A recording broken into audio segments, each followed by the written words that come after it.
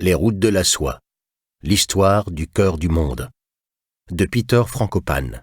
Traduit de l'anglais par Guillaume Villeneuve. Lu par Patrick Donnet. Depuis l'origine des temps, le centre de l'Asie fut le lieu de création des empires.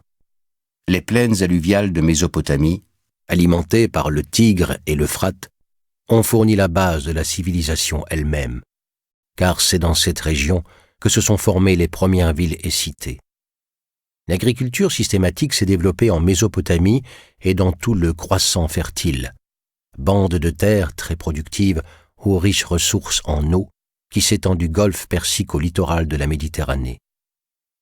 C'est là aussi que certaines des premières lois connues ont été publiées, il y a près de 4000 ans, par Hammurabi, roi de Babylone, qui y détaille les devoirs de ses sujets et édicte de féroces châtiments en cas de transgression.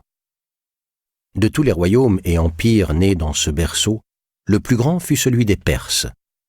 Ils l'étendirent rapidement au VIe siècle, à partir du sud de l'Iran actuel, et finirent par dominer leurs voisins jusqu'au rivage de l'Égée.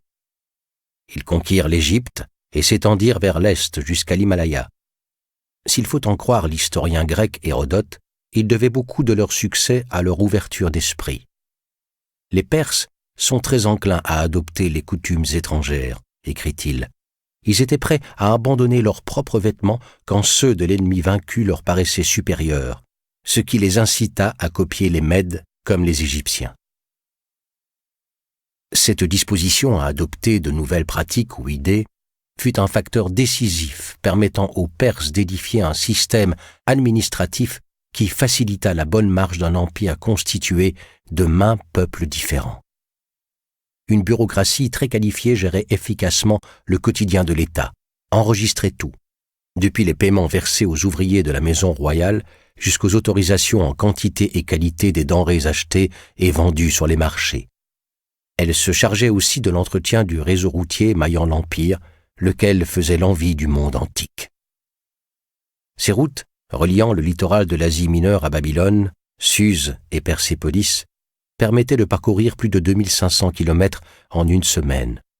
Exploit merveilleux pour Hérodote, qui note que ni la neige, ni la pluie, la chaleur ou l'obscurité ne pouvaient ralentir la rapide transmission des messages. L'investissement agricole, le développement de techniques d'irrigation inédites pour améliorer les rendements, favorisait l'essor des villes, en permettant l'alimentation des populations proches, toujours plus nombreuses, non seulement dans les riches terres agricoles de part et d'autre du Tigre et de l'Euphrate, mais aussi dans les vallées arrosées par les puissants Oxus et Yaxartès, l'Amou-Daria et le Sir-Daria actuel, ainsi que dans le delta du Nil, après sa conquête par les armées perses en 525 avant notre ère. L'Empire perse était un pays de cocagne, reliant la Méditerranée au cœur de l'Asie.